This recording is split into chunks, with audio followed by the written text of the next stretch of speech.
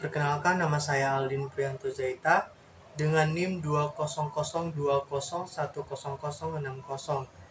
Pada video ini saya akan membahas tentang resume apa yang saya dapatkan dari pemahaman saya tentang PSAK 72.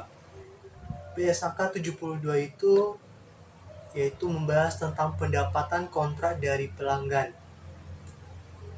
di mana pengakuan pendapatannya entitas mengakuinya yaitu ketika entitas memenuhi kewajiban pelaksanaan dengan mengalihkan barang atau jasa yang dijanjikan atau aset kepada pelanggan. Aset dialihkan ketika atau selama pelanggan memperoleh pengendalian atas aset tersebut.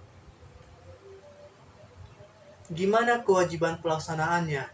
Yaitu mengalihkan barang atau jasa kepada pelanggan sesuai dengan barang yang telah dijanjikan dalam kontrak. Barang atau jasa bersifat tidak dapat dibedakan atau dapat dibedakan jika pelanggan telah memperoleh manfaat dari barang atau jasa, baik barang atau jasa itu sendiri atau bersama dengan sumber daya lain yang siap tersedia.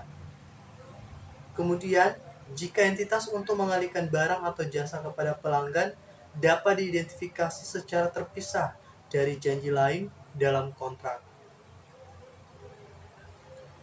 Adapun contoh barang atau jasa yang tidak dapat dibedakan atau dapat dibedakan, yaitu contoh pertama, sebuah perusahaan yang bergerak di bidang pengembangan software menyepakati kontrak kerja dengan pelanggan berupa perancangan software, jasa instalasi, jasa update software setup, memberikan dukungan teknis dalam jangka waktu 3 tahun. Pada contoh ini terlihat bahwa tergolong dalam bentuk jasa. Untuk contoh kedua, yaitu sebuah perusahaan kontraktor menyepakati kontrak untuk membangun rumah sakit dengan tanggung jawab meliputi seluruh manajemen proyek dan mengidentifikasi berbagai barang dan jasa yang dijanjikan, mencakup keahlian teknik instalasi listrik, kabel air, jaringan telepon, serta penyelesaian. Untuk kontrak berupa barang atau jasa yang dapat dibedakan, maka entitas dapat memenuhi kewajiban pelaksanaan sepanjang waktu, dan untuk kontrak yang tidak dapat dibedakan, entitas dapat memenuhi kewajiban pelaksanaan pada waktu tertentu. Berikut kewajiban pelaksanaan yang diselesaikan sepanjang waktu atau performance obligation over time. Entitas mengakui pendapatan sepanjang waktu jika satu dari kriteria berikut terpenuhi, yaitu pelanggan secara simultan menerima dan mengonsumsi manfaat. Kemudian, kinerja entitas menciptakan atau meningkatkan aset, pekerjaan dalam proses yang dikendalikan pelanggan sebagai aset yang diciptakan atau ditingkatkan. Kemudian, kinerja entitas tidak menciptakan suatu aset dengan penggunaan alternatif, dan entitas memiliki hak atas pembayaran yang dapat dipaksakan atas kinerja yang telah diselesaikan sampai saat ini. Sedangkan kewajiban pelaksanaan yang diselesaikan pada waktu tertentu atau performance obligation at a point in time, yaitu entitas mempertimbangkan persyaratan pengendalian yang telah dialihkan kepada pelanggan dan pelanggan telah mendapatkan manfaat atas aset tersebut. Indikator pengalihan pengendalian yang mencakup tetapi tidak terbatas pada hal berikut ini, yaitu entitas memiliki hak kini atas pembayaran aset, pelanggan memiliki hak kepemilikan legal atas aset, entitas telah mengalihkan kepemilikan fisik atas aset, pelanggan memiliki risiko dan manfaat signifikan atas kepemilikan aset, dan pelanggan telah menerima aset. Berikut indikator manfaat telah diperoleh pelanggan seperti dengan menggunakan aset untuk memproduksi barang atau menyediakan jasa, termasuk jasa publik. Kemudian menggunakan aset untuk meningkatkan nilai aset lain, menggunakan aset untuk menyelesaikan liabilitas atau mengurangi beban, menjual atau mempertukarkan aset, menjaminkan aset untuk perolehan pinjaman, dan memiliki aset.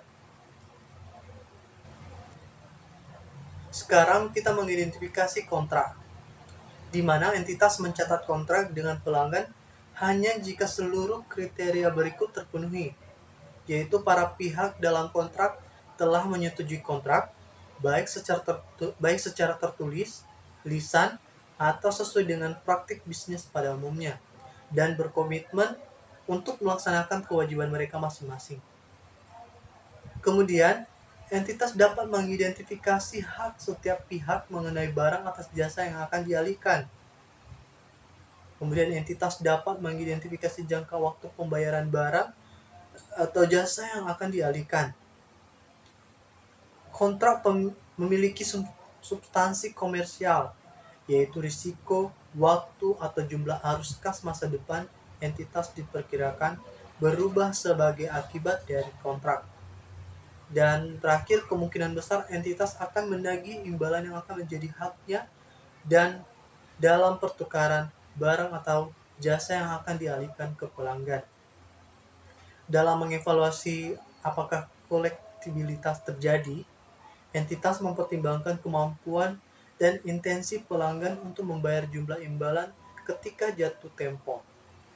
Oke, berikutnya yaitu pengukuran, yaitu pertama menentukan harga transaksi, di mana adanya imbalan variabel, liabilitas pengembalian, estimasi pembatasan imbalan variabel, penentuan kembali imbalan variabel, adanya keberadaan komponen pendanaan signifikan dalam kontrak, imbalan non-kas, dan uang imbalan kepada pelanggan.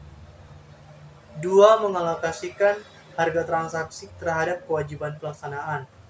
Dan ketiga, perubahan dalam harga transaksi.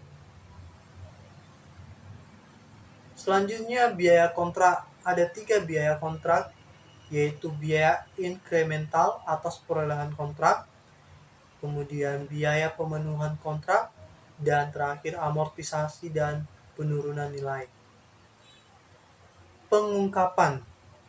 Tujuan persyaratan pengungkapan ini adalah agar entitas mengungkapkan informasi yang cukup memungkinkan pengguna laporan keuangan memahami sifat, jumlah, waktu, dan ketidakpastian pendapatan dan arus kas yang timbul dari kontrak dengan pelanggan.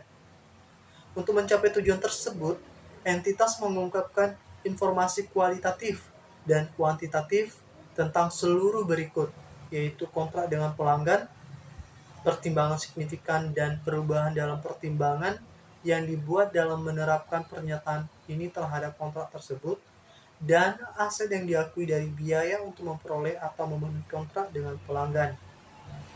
Berikut ketentuan transisinya, yaitu entitas menerapkan pernyataan ini menggunakan satu dari 2 metode berikut, yaitu A. Secara retrospektif untuk setiap periode pelaporan sajian sebelumnya sesuai dengan PSAK 25, yaitu kebijakan akuntansi berbahan estimasi akuntansi dan kesalahan tunduk pada panduan atau expedience. B. Secara retrospektif dengan dampak kumulatif atas penerapan secara awal pernyataan ini diakui pada tanggal penerapan awal. Baik, terima kasih atas perhatiannya. Demikianlah presentasi saya. Sekian dan terima kasih.